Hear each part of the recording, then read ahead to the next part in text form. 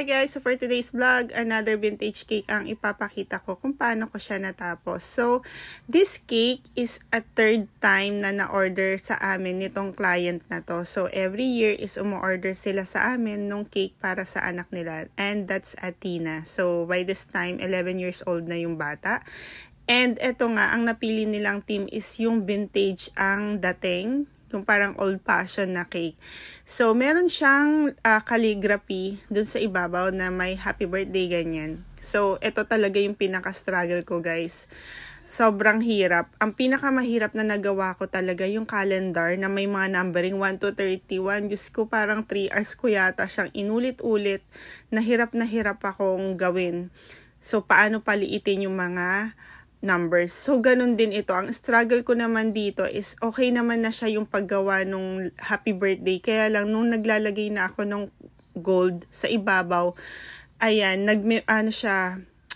sumusobra siya. Parang nag-overflow siya doon sa pinaka-letters natin. So, nakailang ulit ako dito. Ito yung sinasabi nilang daming girl.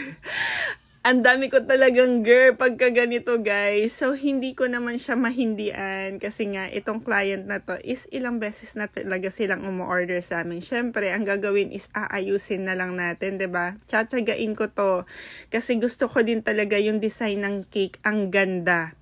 So, ayan. So, ang ginawa ko dito, para hindi siya mag-melt yung pinaka-gold, from gold dust, tas nilagyan ko siya ng olive oil.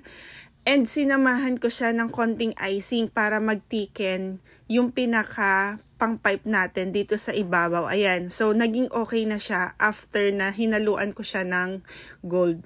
And yes, bago mo ilagay yung mga ganitong design, gumawa ka muna ng letters sa ibabaw para in case na kailangan mo siyang baguhin, hindi ka hirap na i-wipe out lahat ng letters. So, after that is ito, nag-design na ako. Gumamit ako dito ng tip na 2D. Ayan, tas kinurl ko lang siya para magkaroon siya ng design na ganito. And after nyan is nagpatong ako ulit. Meron ako maliliit na pang pipe. Parang 2D ang dating din nito pero maliit lang siya.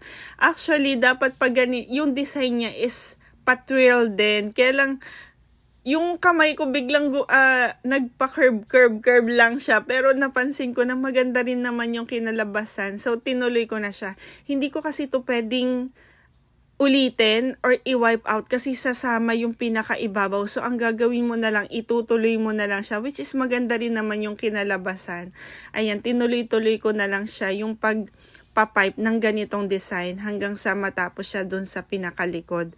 And after that, meron din akong isa pang struggle dito kasi may pinaka-design siya sa gitna. Ayan. So, ito, pangalawang ulit na to, guys. So, winipe ko din yung una. Ang hirap lang kasi kapag winipe mo yung body, maiiba na yung texture niya. So, halos mag-ulit ako nung pinaka-body niya para lang kuminis siya ulit. So, ang ginawa ko na lang is may pang-wipe naman ako na manipis. Tapos, nilagyan ko siya ng medium hot water, parang maligam-gam lang siya para kuminis pa rin. Tapos naglagay ako ng line, kung mapapansin nyo, may line sa gitna para yun ang masundan ko. Kasi yung unang gawa ko, hindi talaga siya pantay. May nasa baba na, tapos may biglang umakyat. And then, ayan, dahil may mga tira akong gold na nilagay ko dun sa letter, pinang-design ko na lang siya dito sa pinakagitna natin. So, mas lalo siyang naging vintage, yung pinakadating. And another that is meron siyang ribbon na ganito. So, dahil ilang beses na ako nakagawa ng ganitong design. So, alam ko na kung paano mag-ribbon. Yung mabilisan. Ayan, diba? Oh, ang galing ko na.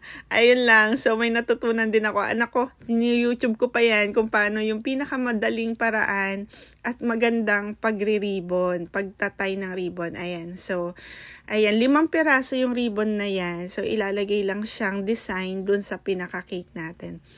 And alam nyo ba guys, tuwan-tuwa yung client na to. Sabi niya nasunod daw yung design na iniisip niya. Ayun, kasi may pinakita lang siyang sample sa akin. Pero syempre, iniba natin yung pinaka-itsura.